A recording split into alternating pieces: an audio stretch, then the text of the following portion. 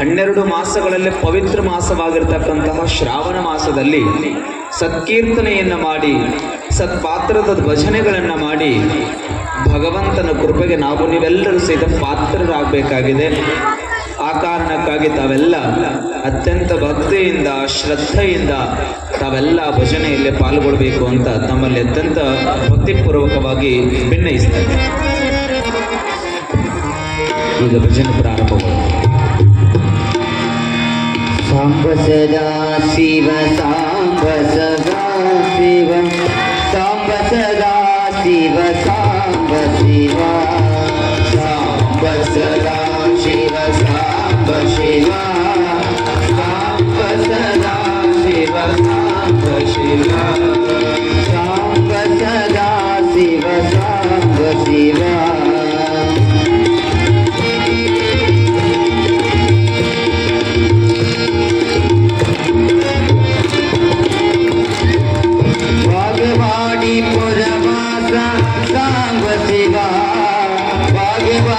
पुरवासा सांब शिवा गुरु बसवेश्वर सांब शिवा गुरु बसवेश्वर सांब शिवा सांब सदा शिव सांब शिवा सांब सदा शिव सांब शिवा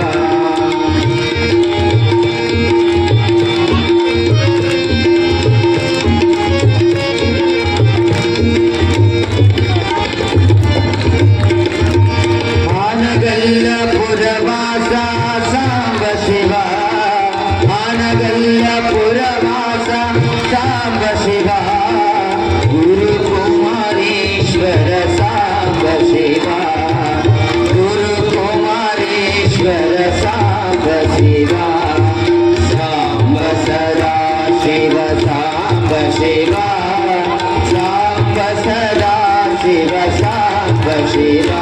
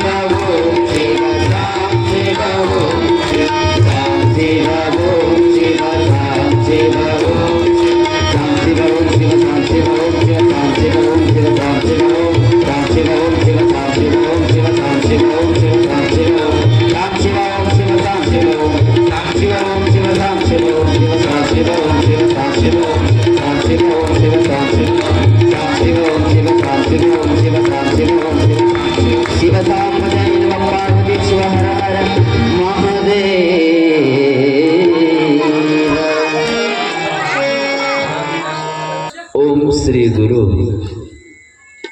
ಕುಮಾರೇಶ್ವರಾಯ ನಮಃ. ಗಾಳಿ ಬಿಟ್ಟಾಗ ತೂರಿಕೊಳ್ಳಿರಯ್ಯ, ಗಾಳಿನಿ ಮಾಧೀನವಲ್ಲವಯ್ಯ. ನಾಳೆ ತೂರಿಹೇನೆಂದೊಡೆ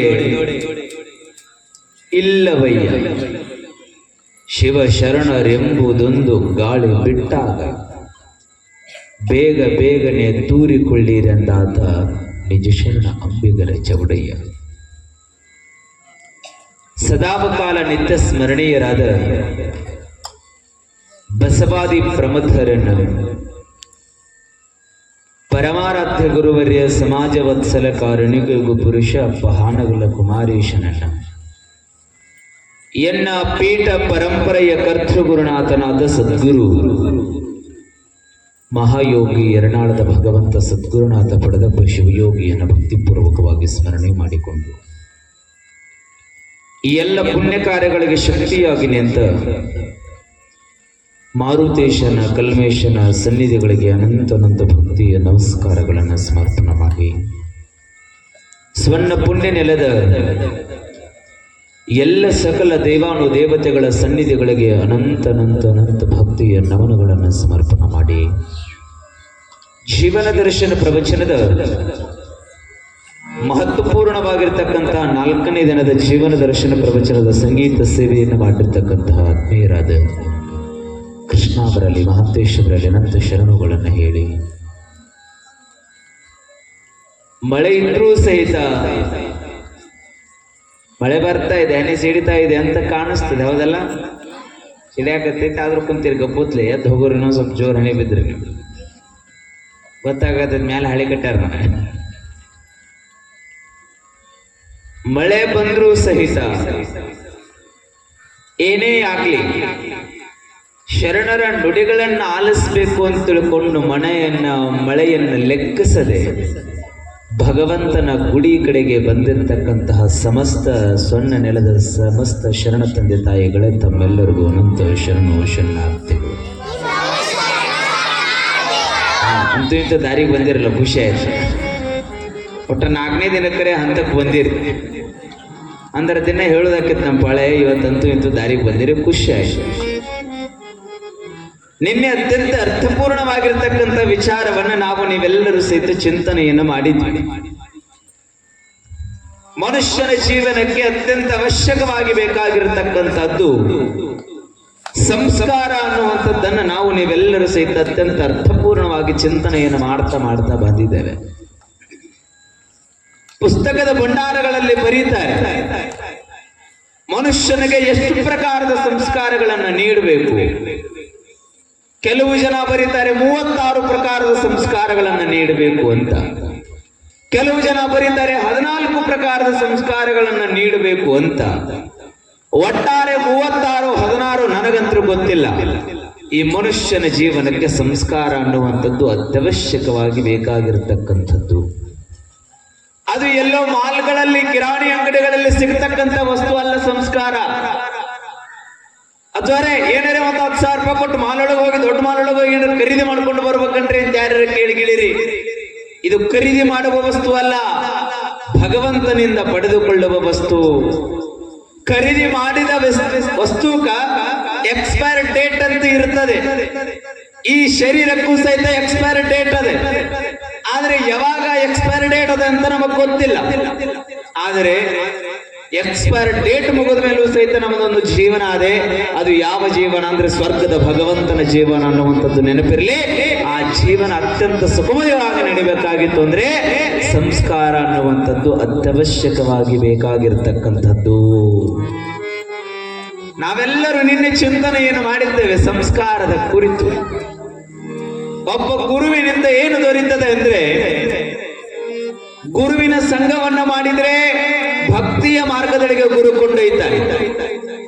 ನಂತರದಲ್ಲಿ ಗುರುವಿನ ಸಂಘದ ಸಮೀಪಕ್ಕೆ ಬಂದ್ರೆ ಸಂಸ್ಕಾರವನ್ನ ಕಲಿಸ್ತಾನೆ ಗುರು. ನಂತರದ ಹಂತವಾಗಿ ಮನುಷ್ಯನ ಜನ್ಮಕ್ಕೆ ಏನೇನು ಕಲಿಸ್ತಾನೆ ಅಂದ್ರೆ 4ನೇ ಹಂತಕ್ಕೆ ಕೊಡುವುದನ್ನ ಕಲಿಸ್ತಾನೆ. ಒಬ್ಬ ಗುರು ನೀಡುವುದನ್ನ, ಕೊಡುವುದನ್ನ, ಉಳಿಸುವುದನ್ನ ಒಬ್ಬ ಗುರು ಕಲಿಸ್ತಾನೆ. ಗುರು ಮಾತ್ರ ಅದನ್ನು ಕಲಿಸಕ್ಕೆ ಸಾಧ್ಯನ ಹೊರತಾಗ ಬೇರೆ ಯಾವ ವಸ್ತುಗಳು ಕೊಡೋದನ್ನು ಕಲಿಸ್ಲಿಕ್ಕೆ ಸಾಧ್ಯ ಆಗೋದಿಲ್ಲ. ನೋಡ್ರಿ, ನಿಮ್ ಮನೆಗೆ ಯಾರೇ ಬಂದ್ರೆ ನಾನು ಪಟ್ಟಣ ಕೊಡ್ತೀರ, ನೀವ್ ಯಾರು ಏನ್ರಿ ಕೊಡ್ತೀರ? ಮುಂದಿನ ಮನೆಗೆ ಹೋಗಂತೀರಿ, ನಾವು ಅಂತೀರೇ? ಇಲ್ಲ ಅಂತೀರಿ ಕೈ. ಆದ್ರೆ ಸದ್ಗುರುವಿನ ಸಮೀಪಕ್ಕೆ ಇದ್ರೆ ಆ ಭಾವ ಬರೋದಿಲ್ಲ. ನನಗೆ ಇರದೇ ಇರ್ಲಿ, ಆದರೆ ನೊಂದು ಬಂದವನಿಗೆ ಕೊಡಬೇಕು ಅನ್ನುವಂತ ಭಾವ ಬರ್ತದೆ. ಸದ್ಗುರುವಿನ ಸಮೀಪಕ್ಕೆ ಇದ್ರೆ, ಮನೆಯೊಳಗಡೆ ಇದ್ರೆ ಕೊಡಬಹುದು, ನಾ ನಿಮಗೆ ಕೊಡೋದಿಲ್ಲ ಅಂತ ಹೇಳ್ತಾ ಇಲ್ಲ. ಆದ್ರೆ ಗುರುವಿನ ಸಾಮೀಪ್ಯಕ್ಕೆ ನಾವೆಲ್ಲರೂ ಹತ್ತಿರ ಆದಾಗ ಗುರು ಹಂತ ಹಂತವಾಗಿ ಬದುಕಿನ ಮರ್ಮವನ್ನ ನಮಗೆ ತಿಳಿಸೋದಕ್ಕೆ ಪ್ರಾರಂಭ ಮಾಡುತ್ತಾನೆ. ಜಗತ್ತು ಅನ್ನುವಂಥದ್ದು ನಶ್ವರದ ಬದುಕು. ಇಲ್ಲಿ ನಾವು ಎಷ್ಟು ದಿನ ಇರ್ತೀವಿ ಅಂತ ನಮಗೂ ಗೊತ್ತಿಲ್ಲ, ನಿಮಗೂ ಗೊತ್ತಿಲ್ಲ. ಅದಕ್ಕಾಗಿ ಮಡಿವಾಳಪ್ಪ ಬರೀತಾನೆ, ಸಾವು ಅನ್ನುವಂಥದ್ದು ತಿಳಿದ ಮಹಾತ್ಮರಿಗೆ ಬಿಟ್ಟಿಲ್ಲ.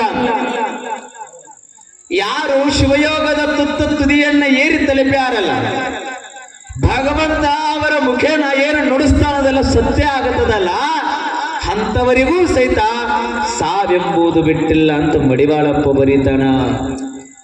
ಇದು ತಿಳಿದ ಮಹಾತ್ಮರಿಗೆ ಬಿಟ್ಟಿಲ್ಲ. ಇನ್ನು ನರಮನುಷ್ಯರು ನಾವು ಯಾವ ಲೆಕ್ಕ, ಯಾವ ಕ್ಷಣದೊಳಗೆ ಹೋಗ್ತದೆ ಗೊತ್ತಿಲ್ಲ ಈ ಬದುಕು. ಹೋಗುವ ಸಾಮೀಪ್ಯದಲ್ಲಿ ದಾನ ಧರ್ಮಗಳನ್ನು ಮಾಡಿ ಪುಣ್ಯದ ಬುದ್ಧಿಯನ್ನು ಕಟ್ಟಿಕೊಂಡು ನಾವು ಹೋಗ್ಬೇಕಾಗ್ತದೆ ಮೇಲ್ಗಡೆ.